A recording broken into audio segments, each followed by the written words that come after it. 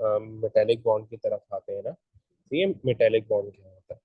अच्छा, metallic bond से पहले ना कुछ जरा चीजें देखते हैं, तो उसका यानी डिटेल में जाने से पहले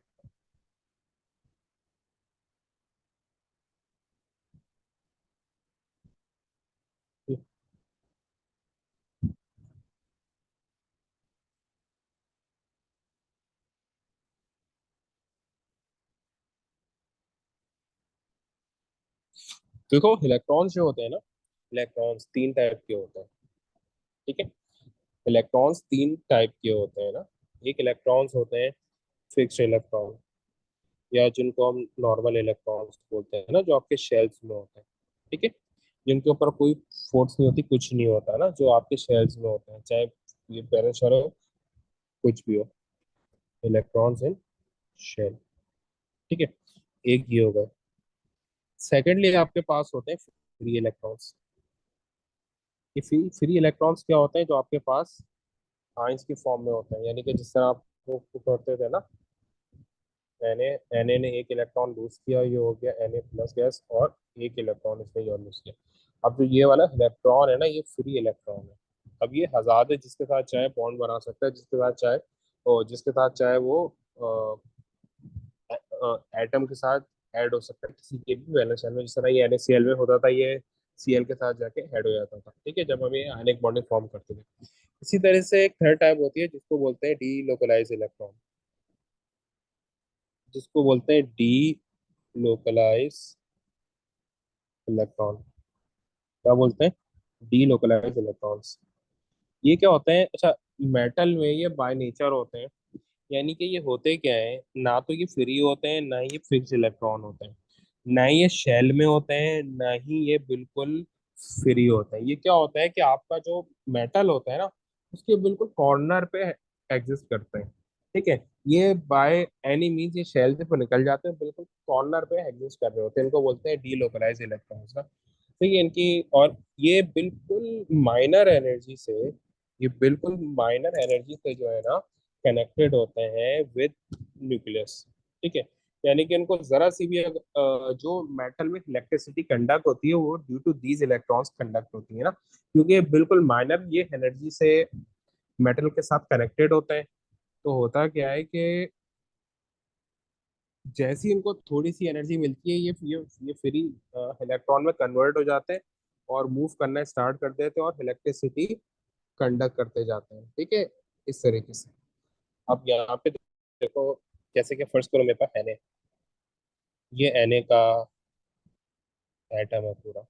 अब ये बिल्कुल इसके कॉर्नर पे लाया करता है, बिल्कुल कॉर्नर पे होता है। इलेक्ट्रॉन्स होते हैं Na में, ना ही ये शेल में, ना ही ये बिल्कुल उसमें, बिल्कुल कॉर्नर पे खड़े हैं, कि Na की बहुत माइनर फोर्स इनको अफेक्ट कर रही है। बहुत Na की माइनर फोर्स, जिस तरह आप कोई रोप कट करते हो, रोप कट करते हुए क्या होता है कि जब आप रोप किसी भी प्रोसीजर से कट कर रहे होते हो, तो एंड में क्या होता है, थ्रेड तो बच जाती है। अब वो थ्रेड क्या होती है एज कम्पेयर टू रोप, क्या होती है, बिल्कुल वीक होती है। आप उसको हाथ से भी अगर तोड़ो तो टूट जाती है। सेम यही चीज तो यहाँ पे भी है। सही है कि बिल्कुल ये माइनर होता है, जिसकी वजह से इस Na पे पॉजिटिव चार्ज होता है, और इस ये क्योंकि जब बिल्कुल ये निकलने वाला होता है, तो Na पे चार्ज अपेयर हो जाता है। ठीक है, क्योंकि बिल्कुल ये शेल छोड़ चुका होता है।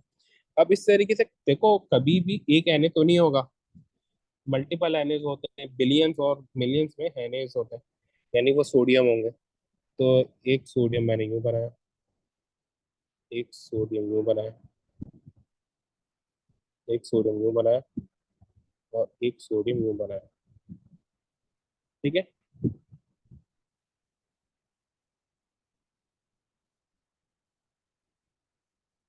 और सबके पास एक एक इलेक्ट्रॉन है, और सोडियम के ऊपर ये सोडियम में इसके एटम पे यानी न्यूक्लियस पे P+ चार्ज आ रहा है।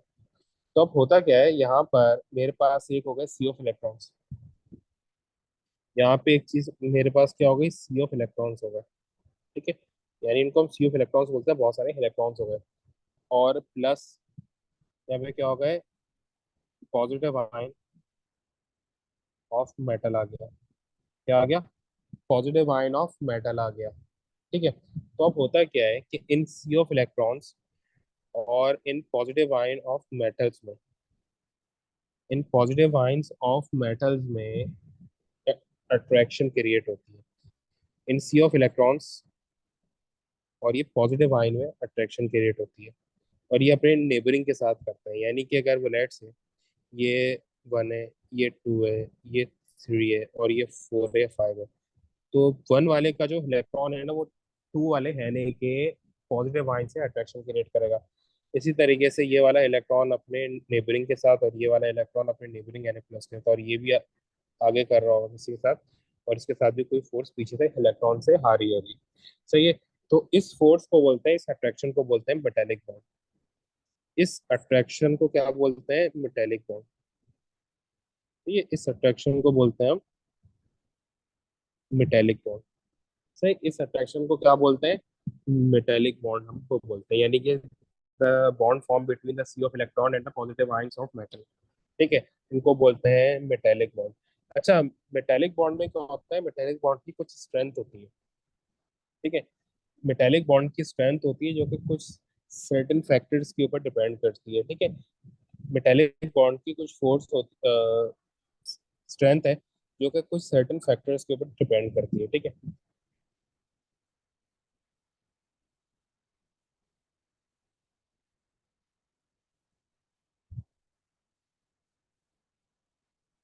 वो फैक्टर्स क्या है? सबसे पहला फैक्टर होता है चार्ज। जो आपका चार्ज चार्ज डायरेक्टली प्रोपोर्शनल होता है मेटेलिक बॉन्ड की स्ट्रेंथ से, मेटेलिक बॉन्ड से। ठीक है, क्या होता है? डायरेक्टली प्रोपोर्शनल होता है।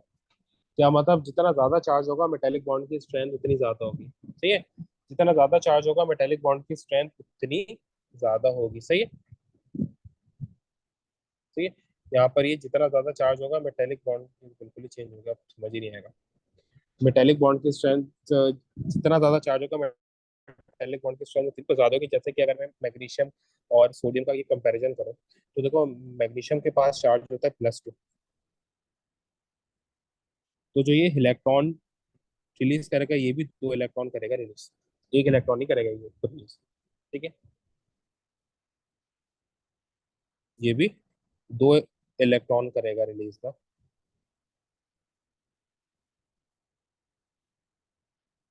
तो ये भी 2। सही है, अब होगा क्या कि इसके पास 2 इलेक्ट्रॉन है ना, तो ये 2 इलेक्ट्रॉन जो है अपनी अट्रैक्शन क्रिएट कर रहे होंगे। सही है, ये 2 इलेक्ट्रॉन अपनी अट्रैक्शन क्रिएट कर रहे होंगे। अब यहाँ पर जो मैग्नीशियम है ना, यहाँ पे जो मैग्नीशियम है, मैग्नीशियम के पास पहले 12 इलेक्ट्रॉन थे, 2 ये प्लूज कर रहा है ना इस तरीके से, तो ये कितने हो रहे हैं? 10 इलेक्ट्रॉन हो रहे हैं। ठीक है, मैंने गलती से 10 लिख दिया। ये 2 इलेक्ट्रॉन लूज कर रहा है, तो 10 इलेक्ट्रॉन इसके पास आ रहे हैं। सही, तो अब हो क्या रहा है? वो ये रहा है कि अब जो एनर्जी मैग्नीशियम जो है पहले 12 में शेयर करा था, वो 10 में शेयर करेगा। सही है, तो इसकी एनर्जी बढ़ जाएगी, साइज छोटा हो जाएगा। ठीक है, तो ये ज्यादा एनर्जी आगे प्रोवाइड करेगा, ये ज्यादा पावर से जो है, यानी कि ये जो आयंस होंगे ना, ये जो इलेक्ट्रॉन्स है, जो इलेक्ट्रॉन्स है, अब ये ज्यादा पावर से जो है ना, ये मैग्नीशियम जो है, इसका नेबरिंग मैग्नीशियम इन आयंस को अट्रैक्ट करेगा। अब ये ज्यादा पावर से इन आयंस को अट्रैक्ट करेगा, क्यों? क्योंकि इसके पास पावर ज्यादा है एज कम्पेयर टू सोडियम। यहाँ पे सोडियम के पास टोटल 11 इलेक्ट्रॉन्स थे, इसने एक लूज किया तो 10 इलेक्ट्रॉन्स हो गए। अब जब 10 इलेक्ट्रॉन्स हो गए ना इसके पास, तो अब हुआ क्या? अब इसके पास सिर्फ एक इलेक्ट्रॉन को कम हुआ है, तो जो ये पहले एनर्जी 11 में शेयर कर रहा था, अब वो 10 में करेगा। लेकिन यहाँ पे मैग्नीशियम में क्या है, जो 12 में कर रहा था वो 10 में करेगा। तो यहाँ पे मैग्नीशियम में क्या हो गया, पर इलेक्ट्रॉन ये एनर्जी शेयर इंक्रीज हो जाएगा ना, क्योंकि देखो 11 की एनर्जी अलग होगी, 12 की एनर्जी अलग होगी।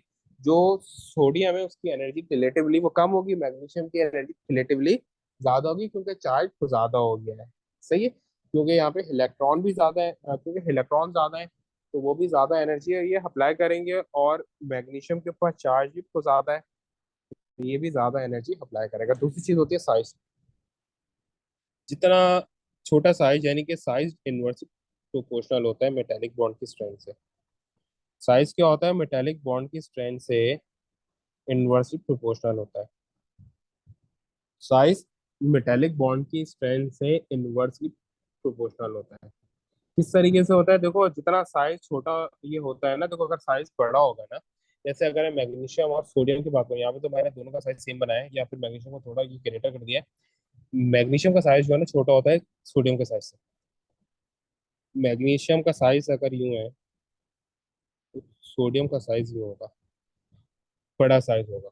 ठीक है। तो अगर यहाँ पर फर्ज करो यहाँ पे इलेक्ट्रॉन है और इसका यहाँ पे इलेक्ट्रॉन है, तो मैग्नीशियम जो है वो आसानी से अट्रैक्ट कर लेगा, सोडियम को अट्रैक्शन में मुश्किल होगी क्योंकि साइज बड़ा है, न्यूक्लियस इसका ज्यादा दूर होगा ना इलेक्ट्रॉन से, तो उसको अट्रैक्ट करने में मुश्किल होगी। तो इस वजह से साइज जो है वो इनवर्सली प्रोपोर्शनल होता है मेटेलिक बॉन्ड की स्ट्रेंथ से। ठीक है। अच्छा, ये तो आपका था मेटेलिक बॉन्ड, कोवेलेंट बॉन्ड और आयनिक बॉन्ड था। ठीक है। अच्छा, अब इनकी जरा कुछ प्रॉपर्टीज पढ़ लेते हैं, फिर उसके बाद सीधा जो आगे